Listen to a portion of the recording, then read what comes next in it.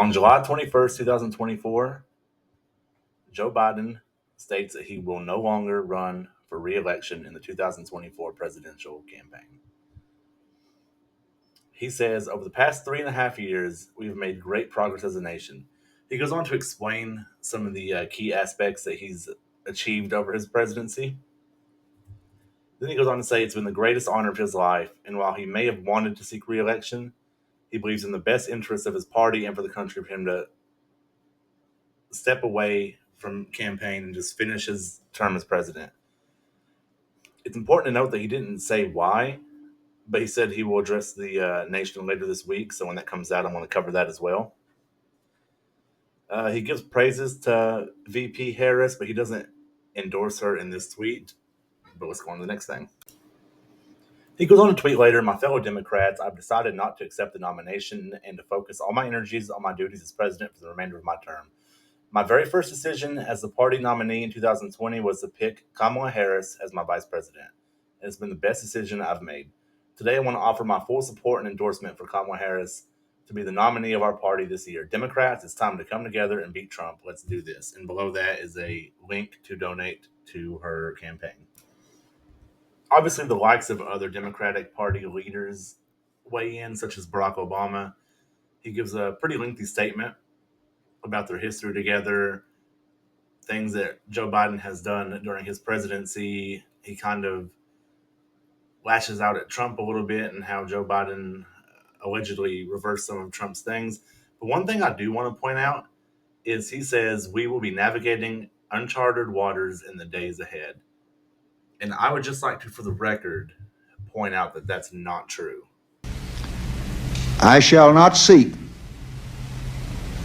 and I will not accept the nomination of my party for another term as your president. Now, that Lyndon Baines Johnson clip is from 1968 after the Tet Offensive, public disapproval of the escalation of force in Vietnam. And it's a little different because we don't know why Joe Biden's not running, and LBJ was kind of disgraced at that time.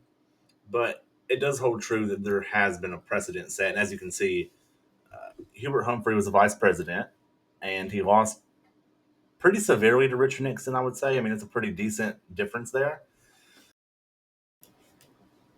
And since Hubert Humphrey was the vice president and he ran in that subsequent election, I would like to point out that Kamala Harris, who's the current vice president, is the favorite to get the nomination for the Democratic candidate. So maybe history will repeat itself, maybe it won't, but there's one more cool little anecdote I want to show you guys. The Democrat Party is scrambling around to find a candidate who can beat Donald Trump. They can stop looking. I'm the only one who can beat him. If they're interested, my telephone number is on the internet. Unfortunately. I'm sure most of y'all know who that is, but in case you don't, that's Robert Francis Kennedy Jr., who is the son of this guy, RFK, the brother of JFK, who also ran in the election in which the Democratic president did not accept the nomination to become the presidential candidate. Now, I will say I hope that's the only coincidence that the father and son have, because what happened to RFK, you can look it up if you don't know, but it's not very good. Just for some closing thoughts, Kamala Harris is going to have a pretty uphill battle if she does win the nomination, and I believe she will win the nomination, depending on why President Biden either cannot run further or just doesn't want to.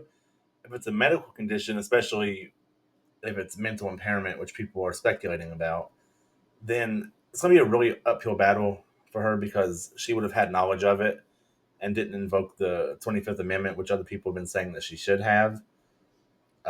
All the senility arguments that they use on Biden now, they could just use it on her for knowing and not intervening. If it's any other reason, it's still going to be kind of scandalous unless it's a complication due to COVID. I know he just got diagnosed with COVID recently. But she has an uphill battle against Donald Trump as of right now, in my opinion. Just to kind of forecast if she does get elected, I think if it has anything to do with his mental capacity, I believe it's a lost cause. And I genuinely do think that Donald Trump will steamroll her because I just don't think there's any way she can overcome the political turmoil that would come from that. But if it's any other reason, it's fair game, I suppose. But all we can do right now is just speculate. Hopefully we get clarification later this week, and we'll go from there. But who do you guys think is going to be the nominee? I think Kamala Harris personally. Some people are thinking RFKJ, which, I mean, that'd be interesting. But who do you guys think is going to take the nomination? And if it is Kamala Harris, who do you guys think is going to be her vice president? And if it is Kamala Harris, do you think she can beat Donald Trump? Anyways, guys, that's all for today, and have a blessed rest of your day. Peace.